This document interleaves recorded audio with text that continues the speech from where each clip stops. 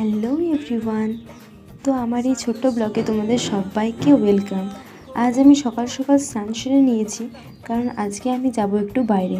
কোথায় যাচ্ছি আর কিসের জন্য যাচ্ছি সেটা দেখতে হলে পুরো ভিডিওটা দেখতে থাকো।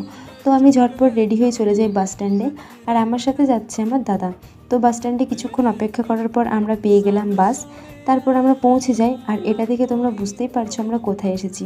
হ্যাঁ, আমরা এসেছি আসানসোলে। প্রথমত আমি আসানসোলে এসেছি আমার কিছু বই কেনার জন্য, কারণ আমি রিসেন্ট ক্লাস 11-এর সেকেন্ড সেমিস্টার পরীক্ষা দিয়েছি। তো থার্ড সেমিস্টারের জন্য কিছু বই কেনার ছিল, তাই আমি চলে আসি আসানসোল পুস্তকালয়ে। এখানে বই কেনার পর আমরা চলে যাই বাজারে গ্রীষ্মের কিছু কেনাকাটা করার জন্য। তো তারপর আমাদের দুজনেরই খুব জোর খিদে পেয়ে যায়, সেই জন্য দাদা আমাকে এই রেস্টুরেন্টে নিয়ে আসে। তো এখানে আমরা বিরিয়ানি অর্ডার করে দিই, আর কিছুক্ষণের মধ্যে চলে আসে আমাদের বিরিয়ানি। তারপর খাওয়া দাওয়া শেষ করে আমরা আবার বাড়ির পথে রওনা হই।